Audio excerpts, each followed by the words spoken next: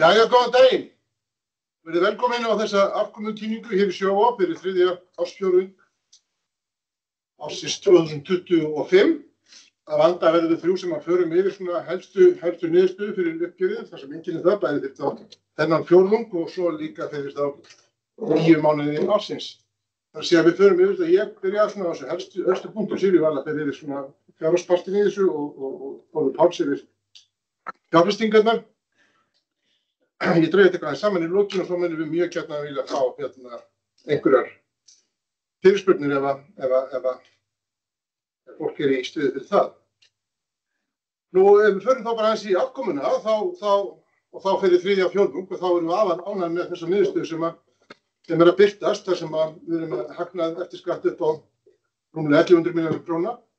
Hagnaður af vátryggingastarfseminni er mjög sterkur upp á tæplega milljarð eða 946 milljónir fyrir skatta og svo afkoman af fjárfestingarstarfsemi fyrir skatta upp á 552 milljónir. Þetta er niðurstaða sem við erum mjög sátt við og þetta skilur okkur samsettu hlutfall upp á 89,6% sem er svona mjög áþekk niðurstaða og fyrir 3. fjórðung í fyrra. Þó að samsetningin kannski sé með ögn ólíkum hætti frá þeim fjórðungi þá er samsettu hlutfallið mjög áþekk stað og fyrir ári síðan. Nú ávöxtunin af fjárfestingargegnum í stýringu var 1,7% og fjárfestingartekjur af eignum í stýringu voru jákvæðar sem nemur 1,1 milljarð eða 1,36 milljarð. Afkoman af fjárfestingu fyrir fjármagnslið og skatta var tæpur milljarður, 958 milljarðir. Allir eignaflokkar skiluðu jákvæðri afkomu. Þórður fer betur yfir fjárfestingarpartinn eftir. Nú það er ánægjulegt svona á þessum fjórðungi, við gerum svona grein fyrir því sem að daga hvað drífur á þessum fjórðungi og það er ánægjulegt að við fengum viðurkenningu frá jafnvægisvæginni. Þetta árið eins og önnur ár þar sem við fengið þessa viðurkenningu, þessi 7 ár sem er að veita hana. Og við tökum henni mjög fagnandi vegna þess að Sjóvá hefur verið eitt af þessum fyrirtæki sem er leiðandi í jafnréttismálum til áratuga. Og það er eitt af lykilþáttum í gríðarsterkri menningu félagsins og við byggjum og uppskerum mikið við þær áherslur og erum ánægðir að taka á móti þessari viðurkenningu. Samanskapið voru fyrirmynda fyrirtæki í góðum stjórnarháttum sem er ekki síður mikilvægt og tökum því fagnandi. Sigríður, þú kannski fer þá yfir helstu tíðindi og uppgjörið. Það er reksturinn. Komið sæl. Svo Hermann fór yfir prýðilegur árangur af vátryggingastarfseminni á fjórðungnum. En 3. fjórðungur er svona alla jafna sá kostnaðarléttasti og jafnframt tekjuhæsti fjórðungurinn innan ársins. Það er svona í takt við árstíðasveiflu á fyrirtækjamarkaði. Það er einmitt kostnaðarhlutfallið sem að útskýrir betri afkomu af vátryggingastarfseminni heldur en undanfarna 2 fjórðunga. Nú, eignamarkaðir tóku við sér undir lok fjórðungsins eftir þungt ár og heildina litið erum við bara mjög ánægð með niðurstöðuna miðað við aðstæður þar. Nú, ef við skoðum svo vátryggingasamningana og þróunina á árinu öllu, það er að segja fyrstu 9 mánuðina, þá sjáum við tekjuvöxt upp á 3,8%. Nú, nokkuð jafn yfir síðustu 3 fjórðunga og við erum að sjá vöxt bæði á fyrirtækjamarkaði og á einstaklingsmarkaði, þar sem við erum jafnframt að sjá raunvöxt iðgjalda. Nú, vöxturinn á fyrirtækjamarkaði hefur verið minni en undanfarin ár og við sjáum þar í rauninni bara minni vöxt í umsvifum núverandi viðskiptavina eins og síðustu misseri. Og svo sem heilt yfir markaðina samkeppni líka gríðarlega mikil.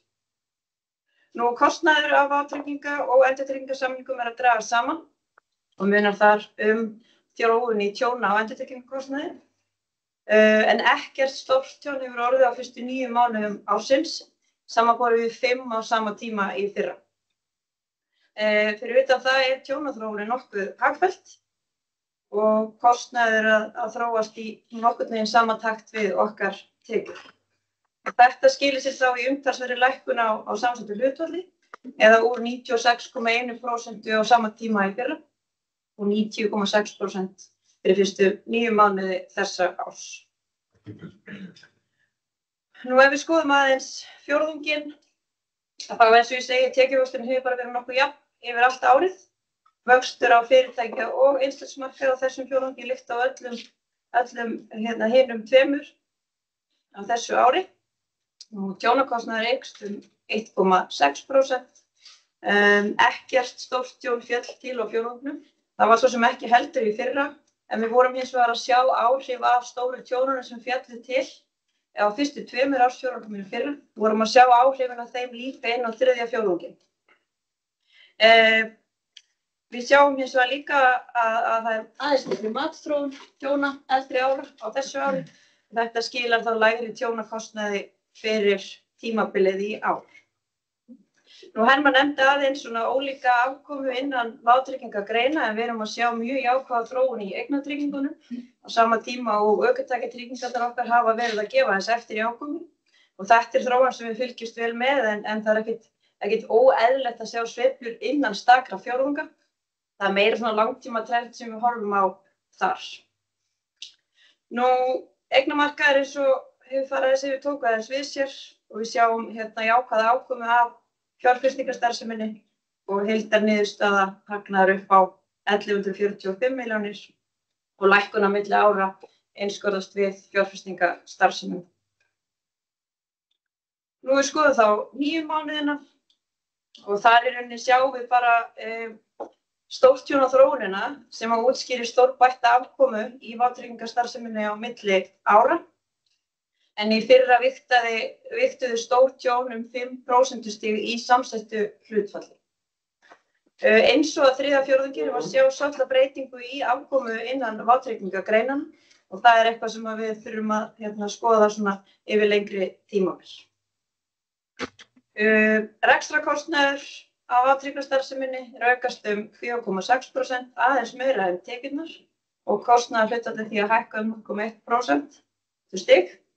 Og þarna sjáum við aðalega áhrif aukins launakostnaðar þrátt fyrir sama stöðugildafjölda. Auk þess sem að kostnaður við rekstur og þróun upplýsingatækni innviða hefur aðeins verið að aukast. Og það með ráðum gert. Við erum að bæta okkar stafrænu þjónustuleiðir og við erum í sífelldri þróun þar ásamt því að vera nútímavæða og efla enn frekar okkar tækni innviði. Og þessi þróun í takt við þær áætlanir sem við höfum gert fyrir árið. Nú við erum búin að fara þessi yfir eignamarkaðinni og Þórður mun fara enn betur yfir það, en afkoman þar hefur verið bara undir væntingum allt þetta ár, en það hins vegar ánægjulegt að sjá að afkoma vátryggingarstarfseminni að vega þau á þessu tímabili. Nú mig langar að nefna þarna óvenju hátt tekjuskattshlutfall, það bara tilkomið vegna þess hvernig afkoman okkar samsett, en og það þá aðalega afkoman af vátryggingarstarfseminni og af skuldabréfum. En neikvæð gangvirðisbreyting hlutabréfa kemur ekki til frádráttar inn í tekjuskattsstofninn okkar. Og þess vegna erum við í rauninni að reikna þarna til að háan tekjuskatt á tímabilinu. Nú niðurstaðan þá hagnaður upp á 666 milljónir eftir skatta á tímabilinu. Nú ef við skoðum svo gjaldþolið og gjaldþolskröfuna, þá stendur gjaldþolshlutfallið í 1,42 í lok fjórðungsins. Gjaldþolið að hækka umtalsvert í takt við afkomu fjórðungsins. Krafan að hækka sömuleiðis en töluvert minna en gjaldþolið sem leiðir af sér dágóða hækkun í gjaldþolshlutfallinu á tímabilinu. Nú, gjaldþolskrafan hækkar út af vátryggingaáhættunni sem fylgir svolítið vátryggingastofninum og skuldbindið vegna vátryggingasamninga og markaðsáhættan líka hækka örlítið en það svona meira í takt við það bara við erum með stærra eignasafn heldur en í upphafi fjórðungs. Og gjaldþolshlutfallið nú komið inn fyrir viðmið stjórnar.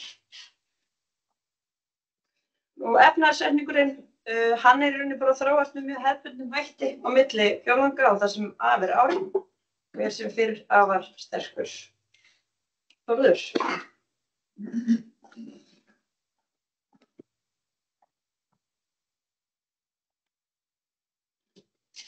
Já, góðan dag. Afkoman af fjárfestingum á fjórðungnum svona la. Það svona þriðji fjórðungurinn sem að hún undir væntingum. en svona þó skárri en hefur verið undanfarna 2 ársfjórðunga. Nú, afkoman svona mestu leyti í takt við það sem hefur verið á markaði. Skuldabréfin kannski heldur undir en skuldabréfin svona kannski heldur skárri. Nú afkoman af fjárfestingum, það svo mikið að fara við það hvað hefur verið í gangi á markaði. Ég meina, vaxtaþróun ekki verið neitt sérstaklega hagstæða sem að framan af ári að minnsta kosti þá hefur verið mikil spenna í hagkerfinu og Seðlabankinn þurfti að halda raunvöxtum háum, hvað sem svo kann að verða hvort við séum stödd í beygjuskínu núna eða ekki. Og þessi háu raunvextir hafa kannski gert það að verkum að fjárfestar hafa ekki verið neitt sérlega áhættusæknir eða sótt í hlutabréf vegna þess að þeir hafa ósköp einfaldlega ekki þurft þess. Nú ef við horfum svona bara á breytingarnar á eignasafninu, þá svona heldur minnkuðum við stöðu okkar í hlutabréfum og jukum aðeinslega í öðrum skuldabréfum og ríkisskuldabréfum. Og það voru ekki mikla breytingar á safninu þannig lagað á fjórðungnum. Þið sjáum að við minnkuðum við okkur í 31 og fórum inn í fórum inn í Ríks 29 og svo eitt nýtt svona sæmilega stór eign Höfðatorg sem veðskuldabréf á öðrum veðrétti og Höfðatorg. Og svona skatturinn í. Nú í hlutabréfum, þá eins og ég segi þá svona minnkuðum við heldur stöðu okkur í hlutabréfum, en það er engar svona, hvað segir maður, svona, það er engar verulega breytingar á safninu eða samsetningu þess á fjórðungnum heldur svona bara meira keyrt sama. Nú og svona hlutabréfin kannski sem hlutfall af safninu, það svona með því lægra sem við höfum verið að keyra. Hvað var þetta áhættu og skuldabréfasafninu, þá hún mestu óbreytt og sjáum bæði verðtryggingarhlutfallið og meðallíftíminn á skuldabréfasafninu nánast óbreyttur á milli fjórðunga. Þannig að það má eiginlega bara segja að við séum nánast að keyra óbreytt safn fyrir utan aðeins minni hlutabréfaáhættu. Nú, ef við horfum á 9 mánuðina, þá afkoma þar 0,6%. Og við gáum upp í upphafi árs að miðað við samsetningu á eignaflokkum þá og vænta ávöxtun á þeim eignaflokkum að þá ætti safn að geta skilið til lengri tíma 8,5%. Þannig að það ætti að lesa þetta yfir í það að við erum sirka 6% stigum undir þeim væntingum núna í lok 3. ársfjórðungs. En þannig sem aðkvæm og horfir á samsetninguna og vænt flökk í þeim eignaflokkum að þá engin stórtíðindi að því leytinu til, mestu í takt við vænt flökk á þessum eignaflokkum og mestu í samræmi við það sem vænta má út frá gengisþróun vísitalna. Nú í viðauka þá birtum við lista yfir eignir sem eru yfir 500 milljónir og þessu sinni þá þetta 70% af safninu sem liggur á fyrir þar og inn á listanum eru 2 nýjar eignir, þetta veðskuldabréf sem ég nefndi og síðan Ríks 29. Nú kannski annað sem rétt að nefna varðandi óskráðu hlutabréfin, þá eru óverulega breytingar, það matsbreytingar á einhverjum sjóðum. En þessum eignum sem við sjáum sjálfum verðmætið á, sem á visslóðunum eins og Kontrollan, Muraseri og eitthvað fleira, það engar matsbreytingar þar af þessu sinni. Nú, þá bara gef ég Hermanni aftur orðið, hvað gerir svona?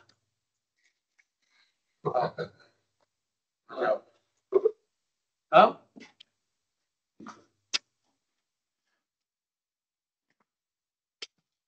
Já, takk fyrir. Ef við víkjum aðeins á þá bara niðurbrotti á einstakar greinar hjá okkur sem við birtum alltaf. Þetta þá fyrir 9 mánuðina, í viðauka fyrir niðurbrotni niður á 3. fjórðunginn. Þá sést nú vel eins og kom fram í máli Sigríðar áðan að sveiflurnar eru náttúrulega mjög miklar í eignatryggingum eftir því hvort stórt tjón fellur til eða ekki á fjórðungum og sem sést mjög greinilega. þarna. Og það náttúrulega þekkt líka og svona, það stórt tjón sem hefur fallið til eftir þennan fjórðung og mun koma svona til kasta endurtryggjenda þar þess að við nýta okkur þá vernd sem að þar öllum líkindum þó að endanlegt mat þar sé ekki til staðar. Ég kem nánar að því á eftir þegar ég fer aðeins yfir horfurnar okkar fyrir bæði árið og næstu 12 mánuði. En þarna eins og við sjáum á vinstri ásnum þá þetta svona þessi 3 flokkar þarna sem mynda einhverja 75% af tekjunum okkar og hinni þættirnir eru minni í upphæðum talið og þar með sveiflast þeirra aðeins meira eftir því bara hvernig tjón falla til á hverjum tíma þar.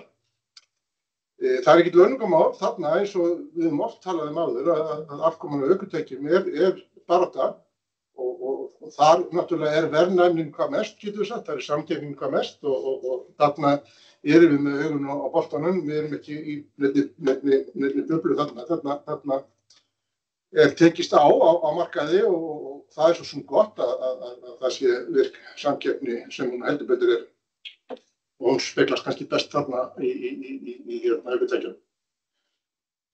Nú þá bara að 9 mánuðum sem búið að fara yfir, afkoman mjög góð á okkar mati, við erum mjög ánægð með þessa niðurstöðu og skattarlega meðhöndlun náttúrulega breytir svolítið þarna, þar sé hagnaður af vátryggingarsamningi fyrir skatta var upp á tæpa 2,5 milljarð en hagnaður eftir skatta upp á 666 milljónir og tekjur af fjárfestingum, tapa fjárfestingum segjum upp á rúman milljarð. Og þetta skilar samsettu hlutfall upp á 90,6% sem reiknað sterkt og við erum mjög ánægð með. En varðandi horfurnar þá og svona í ljósi þess sem hefur komið inn í okkar bækur þá eftir fjórðunginn og þá erum við að gera ráð fyrir því að horfurnar fyrir árið eða út þetta árið málamótin að afkoma vátryggingarsamningum verði á bilinu 2.000 til 2.700 milljónir króna og samsett hlutfall verði á bilinu 92 til 93%. Við erum þá aðeins að hækka þessar horfur frá því sem við birtum áður, hækka í krónutalið og hækka þá í samsettu hlutfalli sem einhverju nemur. Þar að segja að við vorum að gera ráð fyrir því fyrir árið að það væri 93 til 95 en breytið þetta með 92 til 93%. Nú horfum til næstu 12 mánaða gera þá ráð fyrir afkomu af vátryggingarsamningi fyrir skatta upp á 1900 til 2600 milljónir og samsett hlutfall á bilinu 93 til 95%. Þannig erum við að leggja áherslu á það sem kannski kemur aðeins betur að eftir að reksturinn okkar hefur verið stabil og á góðu róli og við erum ekki ráð fyrir því að náist þessi niðurstaða þá erum við fegna ánægð með hana og endurspeglar þá bara steady rekstur fram á við. Ef við aðeins víkjum þá að tveimur öðrum þáttum, annars vegar svona birtingarmynd okkar út frá auglýsingum, þá erum við mjög ánægð með það hvernig svona okkur hefur tekist til þar og það er ekki athygli. Við erum svona að reyna í okkar auglýsinga áherslum að vera með samfélagslega nálgun, vera með uppbyggilega skilaboð sem skila sér með jákvæða þættir í samfélagi. Það hefur við gert í nokkurn tíma með skjááhættunni, þess að ekki taka skjáhættuna og í samstarfi við Samgöngustofu. Samgöngustofa hefur merkt þarna einhverja merkjanlega minnkun, samdrátt í notkun síma undir stýri og hefur svona reiknað sér til að það sé með þeim hætti að það skili samfélaginu 720 milljörðum króna sem engar smá fjárhæðir og skiptir okkur milljónum króna sem skiptir okkur einhver smá máli. Við höfum líka verið að vekja athygli á því að það 4.500 börn sem að koma í fyrsta sinn í skóla á þessu hausti og við erum að vekja vegfarendur eða bílstjóra til umhugsunar það að fara varlega í kringum skólana. Allt þetta hluti sem að skipta okkur miklu máli. Við erum í mjög nánu og góðu samstarfi við hvað heitir hann nú, Slysavarnarhús, er það ekki? Slysavarnarmiðstöð, sem að reka mjög áhugavert prógram búin að gera í mörg ár þar sem að foreldrar, bæði verðandi foreldrar eða nýorðnir foreldrar að sækja námskeið hvað svona hætturnar leynast á heimilinu. Aftur mjög mikilvægt svona samfélagslegt mál og við höfum tekið þátt í svo árum skipti. Við erum í góðu samstarfi við ljósið, höfum verið lengi og þessi árlega ljósaganga, hún að verður núna 15. nóvember. Við hvetjum alla til að taka þátt í því góða verki og við styðjum ljósið hvern þann sem tekur þátt í þeirri göngum. Nú aðeins að hinn þættinum og svona, við höfum fengið svona tíða spurningar það í svona undanfarna fjórðunga, hvert okkar mat á samkeppnisstöðunni eins og hún lítur við okkur. Og það verður að svona segist eins og að nú hefur það svona kristallast betur sem að kannski var ekki alveg ljóst áður að tryggingafélögin öll hin eru þá komin í einhvers konar samstarf við banka og í eignarhald og við hvernig metum við stöðuna hvað það var þar. Þá finnst mér mjög mikilvægt að við draugum það svona höldum til haga að okkar vegferð hefur verið gríðarsterk. Okkar vegferð á markaði hefur verið þannig að við höfum vaxið verulega og þó að markaðshlutdeildin ein og sér hafa aldrei verið markmið hér og ég hef margoft tuggið á því hér, heldur miklu frekar að við skilum arðsömum rekstri, ábyrgum arðsömum rekstri og það okkar módel fram að við áfram. Það að segja við erum ekki og höfum aldrei litið okkur sem einhvers konar fórnarlamb í þessum gerningum, heldur miklu frekar að tækifærin okkar áfram undir þessum merkjum eru gríðarsterk. Þar erum við bara að byggja áfram á gríðarsterkum mannauð, við erum að byggja áfram á gríðarlega sterku kunnaviðskiptasamböndum, þar sem við erum mjög nærri kunnunum okkar og hann umbunur okkur hvað það varðar, bæði með tryggð og ánægju. Þetta hluti sem að gefa okkur alveg gríðarleg tækifæri á markaði lítandi fram á veginn. Þannig að það sko aldrei sett bylgnur okkur þarna heldur miklu frekar lítum við þetta björtum augum. Ég vildi nú bara adressera þetta vegna sem ég átti annars regna með því að fá spurningum þetta eins og ég fengi núna síðustu fjórðunga. Þannig að og alveg tilbúin að tala það frekar ef einhver spurningar vaknaði þá veru. En örlítið þá opna ég bara fyrir spurningar til okkar allra en einhverju veru.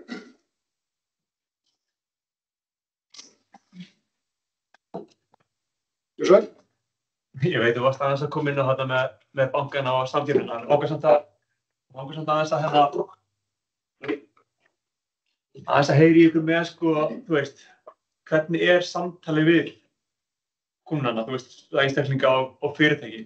Þú veist, finnið þið fyrir því að sé meira verið að reyna, þú veist, toga í það frá einhverju bankanum og fá það einhver svona heildarviðskiptaðar eða þú veist, hvernig svona díalógurinn, fólk að koma til ykkur og beðið betri verð eða þú veist, hvað finnið þið svona einhverja dýnamík, einhverja breytingu á það sem hefur verið? Já, þetta góð spurning og já, svarið við því já, við finnum hana á marga vegu, það að segja, við finnum það alveg og auðvitað það eitthvað sem má reikna með að slíkum samruna þá munu bankarnir og tryggingafélögin leita að einhvers konar samlegð í þessu eða svona að vöruframboðið innan einingarinnar eykst með þessum hætti. Það alveg klárt, en við höfum líka fundið fyrir því að það ekkert endilega jarðveður fyrir því aðstæður. Og í sjálfu sér höfum við líka fundið fyrir því að það ekkert, það liggur í augum uppi að viðskiptamenn annars vegar tryggingafélags og hins vegar banka ekki á sama stað núna við samruna. Það bara ákveðin preferens sem margir hafi því hvort sem það fyrirtæki eða einstakling. Og svo hef ég látið hafa það eftir mig líka í viðtölum að okkar hlutverk þarna verður svolítið að passa upp á það að það náttúrulega eitthvað til sem heitir bankaleynd og það eitthvað sem bankar hafa tekist á hendur að passa upp á þá til dæmis okkar kúnna sem í viðskiptum við bankana að það skiptir miklu máli hvernig þessar upplýsingar eru meðhöndlaðar og við munum standa vaktina hvað þetta varðar. Þetta hluti sem breytt mynd og við munum passa upp á að það verði ekkert misfarið með þetta. En auðvitað eru tækifæri þarna líka, en þau eru ekki síður okkar megin. Útskýra þróunina í eignatryggingunum, hlutfallið.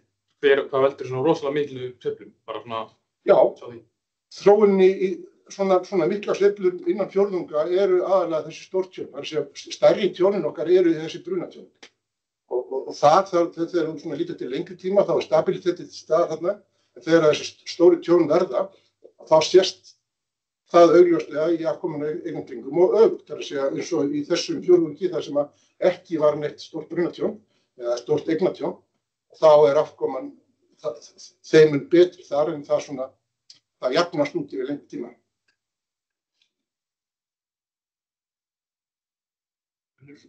Tóta, pælingin á bak færslu úr hlutabréfum í skuldabréf og svo pælingin á bakvið fara úr RB31 í RIX 29. Já, það var spurning með það, hvað var pælingin á bakvið það að fara að auka hlutdeild skuldabréfa og kostnaðar hlutabréfa og síðan einstöku skipti milli RB31 og RIX 29.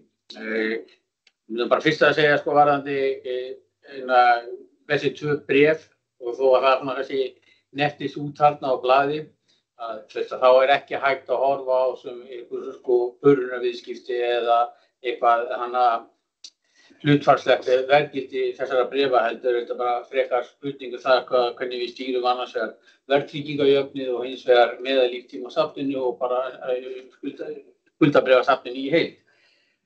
Það varðandi með hlutabréfin að þá bara minnkum við lítilega markaðsáhættu með sölu á hlutabréfum og svo náttúrulega það tekur tíma með hlutabréfin að koma inn koma sem svo í sletti að vera að bíða eftir mómentinu en hins vegar kannski á svona frekar lítil tækifæra á skuldabréfamarkaði á meðan. En ég myndi nú samt sem áður segja að þetta allt saman, þetta svona, við birtum uppgjör á 3 mánaða fresti og breytingarnar af þessu sinni svona í mínum huga meira og minna suð. Það var engin meiri áttar stefnubreyting hvorki á áhættuvilja en ég svona breyttri sýn á hagkerfið sem hafði áhrif á eignasafnið af þessu sinni.